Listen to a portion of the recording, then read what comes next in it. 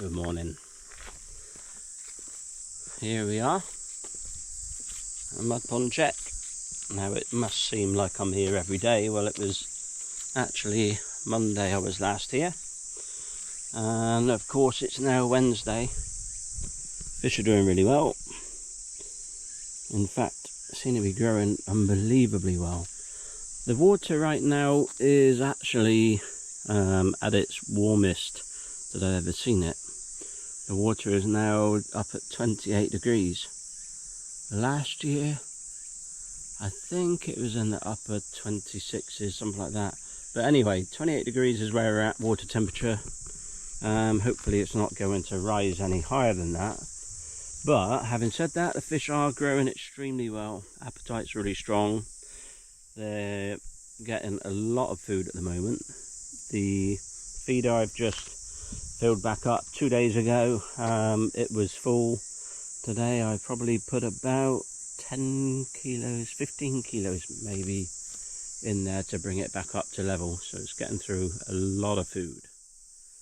Now, going back to one of yesterday's comments that I put on the YouTube video from our fish house in reference to temperatures. This mud pond last year saw it was up, it was something like 26.8 or something like that, I think it went up to. Maximum temperature, right now it's up at 28. The summers here, allegedly, well, or globally allegedly, they're getting warmer. This year I think it's just a very strong summer, but obviously coming years we'll see where that trend is heading. But nonetheless, one comment someone made yesterday, it was about shading the mud pond in the future if that became an issue. I think with smaller mud ponds it may be some possibility there, but with a mud pond this size, this would be impossible to do any kind of shading that would have any impact at all on the temperature the pond was running at. But another issue that's I think would need considering is that koi do need a certain degree of light, and I think with a mud pond environment, if you put any degree of shading over there at all, you would end up basically where the fish wouldn't get enough light and would suffer then from the colour becoming weaker, losing shine. Now, light in itself I think is a very difficult thing to control in a concrete pond, fish house as it were. A mud pond, there's nothing you can do. With a mud pond you are leaving things pretty much to nature's way as it were. And in that regard, as I said before in magazine articles and such like, a mud pond itself does offer some protection to the koi in terms of light, because if the fish in the morning come up to the surface, enjoy the sunlight and so on, that's all fine. If it becomes too hot or the sun becomes too strong, the fish can go deeper down and get away from that light. A concrete pond, that isn't possible. But a concrete pond, because of that, is so much harder to run. If you're really experienced, I think you can do really well with a concrete pond. But likewise, I think the biggest thing that I think hobbyists suffer with is whereby they have a concrete pond environment and they figure that keeping koi in that pond, let's say sometimes people use a garage or something like that, or some kind of building with a solid roof, and decide, okay, we'll put some windows in, that kind of thing, or maybe put a couple of lights over, and think that that's actually then enough.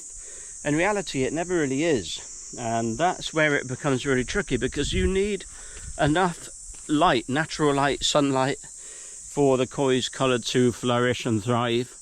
And people quite often, I think, make the mistake of thinking, okay, I'll just feed more colour food, and that'll help, that'll make up for it all. But in reality it's not the same thing. Using colour food to make the colour stronger to some degree works, but it doesn't give the fish any shine. And from that shine you really need natural light or sunlight to get the shine on the fish. Now, it is a tricky balancing act. Of course you do need colour food. Without colour food you will end up with, even if the fish are shiny, the colour just won't be strong enough, let's say for koi shows, that kind of thing. So you are in a position where you need both colour food and a decent amount of light. But light sometimes can be too much, so it's a tricky balancing act. And that's why in our fish house we've got the automated shading, that kind of thing, so that way we can restrict the amount of light that the pond is seeing and stop the fish getting too much sun. You need enough sun on the fish to get the shine and make the colour look beautiful, make the koi presentable for the show. But if you get too much sun on the pond, you'll end up where the colour will become kind of too tanned, really, for a better way of looking at it. The colour will become too strong, too red, and consequently will start to kind of burn out. It will lose its lifespan, so you'll get colour that will become harder, stronger, and then before too long starts to become thin because of that hardness. So you need just the right amount of light and the balance of colour food so that you can kind of encourage the colour to flourish, but have enough light to let that colour really shine and be healthy. So it's not the easiest thing, and with a mud pond you can't really do anything. What you've got is what you are basically going to contend with through the entire summer.